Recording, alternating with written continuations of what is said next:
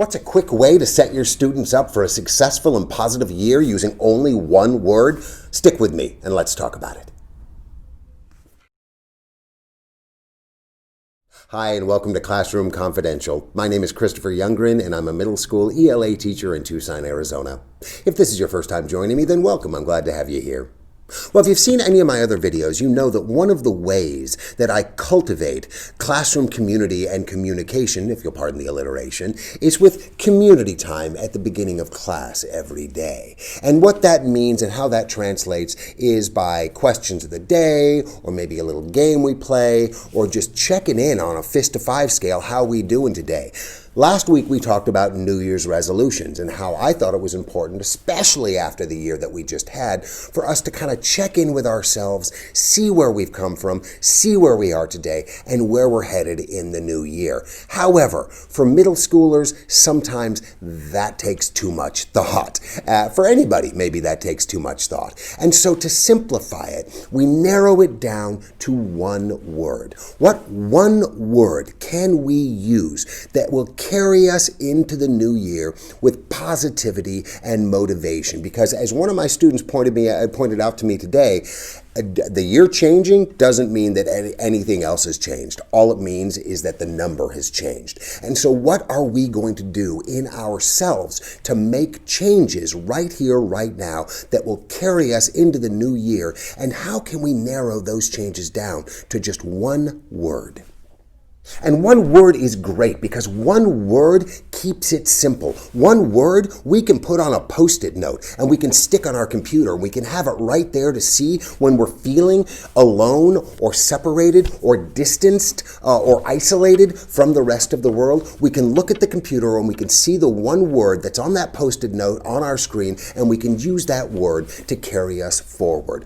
It'll also give us a little bit of insight into where our students are right here today, and the words they come up with will be really telling. One of the things that we want to make sure they do is keep it positive. We can't have somebody say doom or gloom or zombies or apocalypse, right? We want them to keep it on the up. And most of them did today. Most of them were very positive and using words like determination and happy and perseverance and change, adaptation, and whatnot. And so that was great, and it was nice to see that they're in a place that even after everything they've been through, they're still keeping a positive frame of mind. So you want to make sure that you steer them in that direction because they got enough negativity that's surrounding them. They got enough chaos that they're living in. That one word has to be something that keeps them going and keeps their spirits lifted rather than pushing them down even more. You also want to make sure that they take it seriously. I mean, you're going to have cut-ups in every single cut-ups. What am I, 75 years old? Hey, don't be a cut-up, Jimmy. You're being a wiseacre. Stop messing around, you cut-up. My goodness.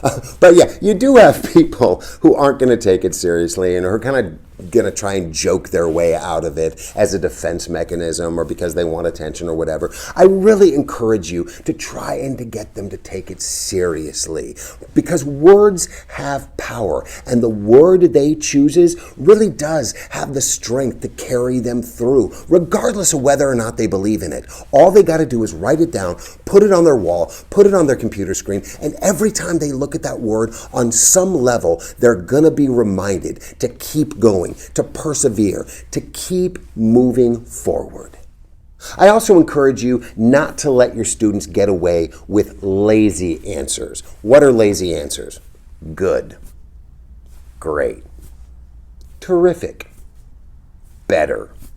Well, I mean, better might be okay because, I mean, given where we came from, I mean, all we can hope for is a better year this year. But you really want them to put some serious thought into this. You don't want them to just use a throwaway word like good, because what does good mean, you know? How does good apply to you and your life? I mean, and maybe it does, and that ties into my next point, which is it doesn't necessarily have to make sense to you, the teacher, all right? If somebody wants, and one of my students did, use a word like boop, If it means something to them, if it motivates them, and if you believe that they're really taking it seriously, then don't call it into question. If they want to say that artichoke somehow has significant meaning to them to carry them forward into the uncertainty that is the new year, then let them have artichoke. You know, you're not here to argue with them, and you're not here to invalidate them. But you do want to make sure that they're taking it seriously, even if you, as the teacher, don't understand what the hell they're talking about.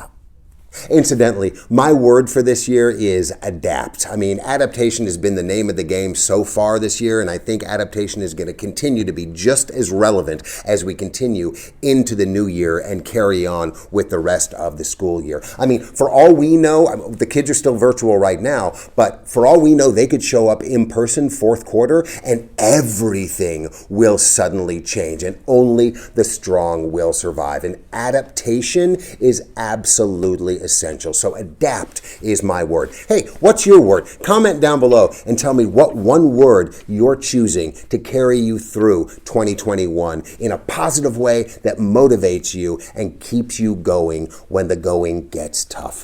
Thanks for joining me today. Stay safe out there. Be well. Take care of yourselves and take care of someone else. We'll talk to you soon. Bye-bye.